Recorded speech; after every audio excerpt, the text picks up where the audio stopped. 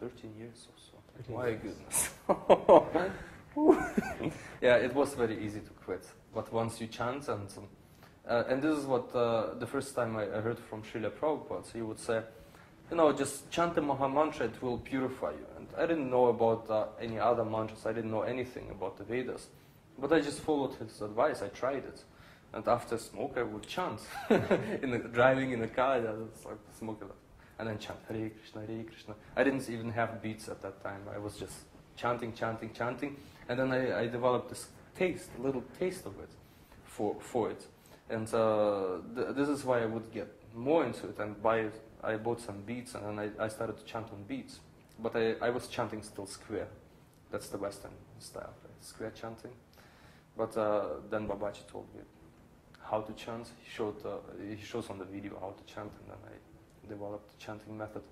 But and another weakness was sexual urge. Like this is like the biggest thing to overcome. Like it's a very big weakness of a human being, because you almost at the beginning you can't control it. You can't. It's impossible actually. Once it gets your mind, that's it. Right? Well, everyone knows that. You know, everyone here knows that. At the beginning, it's like very, very heavy. But with time, like that's why you have to hang on the chanting. You have to hang on the process. You have to be determined what you want to do actually. And with time, it will decrease. This urge will decrease, and like everything else, pretty much everything material will decrease, because your consciousness is growing. You're getting higher consciousness, and you become aware of the things which are going around you. So this gives you a much broader point of view of seeing things. Like you see the results. Basically, once you start to chant, basically that's why it's very important to monitor yourself. This is what I realized. If you monitor yourself and you see yourself in the past, and then at this point you can see a big difference. Like it's a big difference for you, but not a big difference for an advanced devotee, for example. It's like very small. But for you, the transition at the beginning from material consciousness to spiritual consciousness, or not consciousness but awareness at least, it's very big. You can actually see it. But the thing is, one weakness is for some people, like you know, like my ex-girlfriend, for example, is determination. She didn't have any. So this is one big weakness for other people, I guess. It's like if you don't have determination, sincerity, then forget it. You won't achieve it unless you're very, very, very fortunate. But the first step is the most difficult one. The transition from bad habits to good habits. Dropping the 4 regulative principles, dropping eating meat, intoxication, illicit sex, and gambling. So this is like the biggest step you can ever do in your life. Everything else afterwards becomes easier and easier. Once you experience more, it becomes easier, easier, easier. And then, as Babaji said, it will take some time to learn the scriptures, to learn the whole thing, and then get realization. But still, this is the most difficult step, I believe. And it was also difficult in such an environment where I never met a devotee in my life. I never saw a devotee face to face in my life. The only thing I had were the scriptures. The only thing I had was lots of time at work to read them. So on the PDF files, as I said. So I was just reading. So that was good. But the people who surrounded you, they always would try to drag you down, pull you down at the beginning.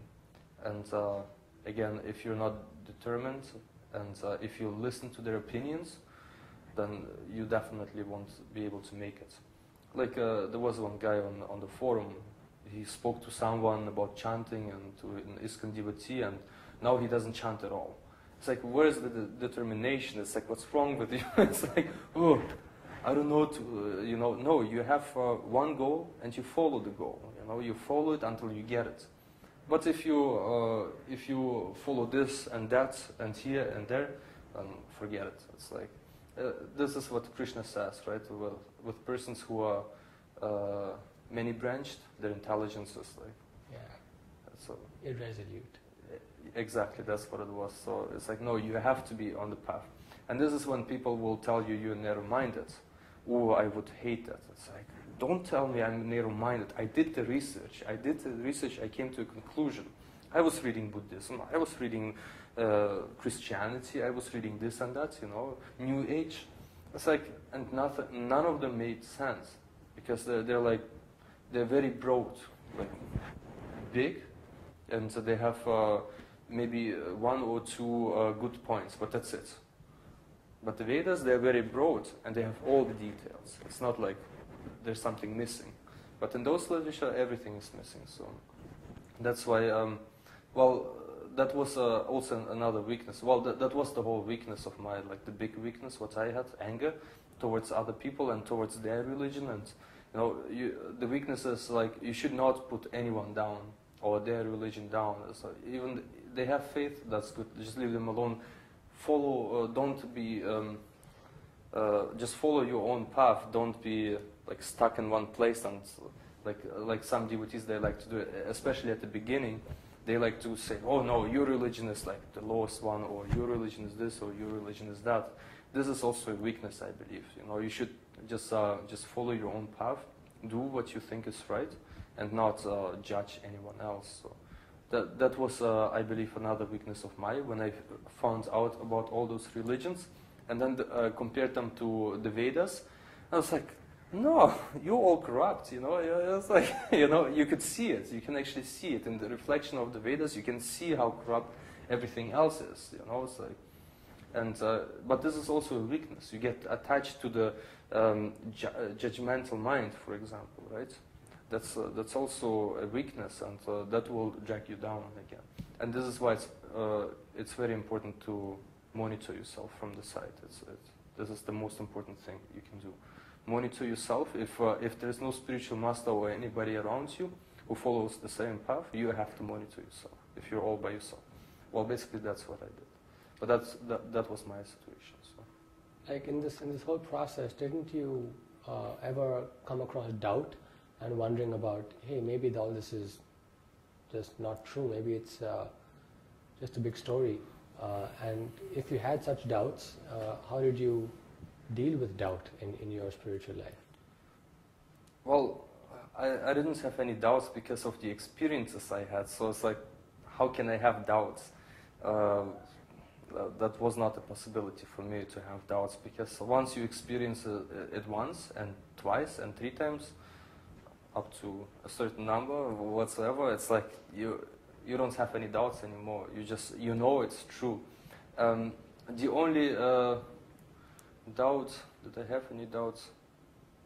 Yeah, the only doubt I would have sometimes is if I can do it, if it's possible for me to do it. That was my only doubt I would have, because I don't know, sometimes you fell, or you make 2 steps forward and then 1 step backwards, right? Because you went too fast, for example, right? Or you think you can do it, but you can't. And then sometimes you doubt yourself, and you think, am I able to do it? But then, when you read the books, the scriptures, and Srila Prabhupada would say, well, even if you fell down, or you know, just do the exact same thing. Just chant and follow the regulative principles, and you'll get back up there. So this is what I did, right? So little by little, and basically that was the whole doubting thing. I didn't have much doubt about the scriptures or the knowledge itself, because the knowledge is true. Again, as we discussed, it's descending, right? It's not like you can analyze it, you know, right away and come up with conclusions and this and that. It's like you have to experience it. Just do it. You do it. If you don't feel anything, you're doing something wrong. And if you're doing something wrong, then read up the scriptures, and then you will see what you're doing wrong. And once you correct that, you will experience it. The bliss sometimes, or whatever. You know?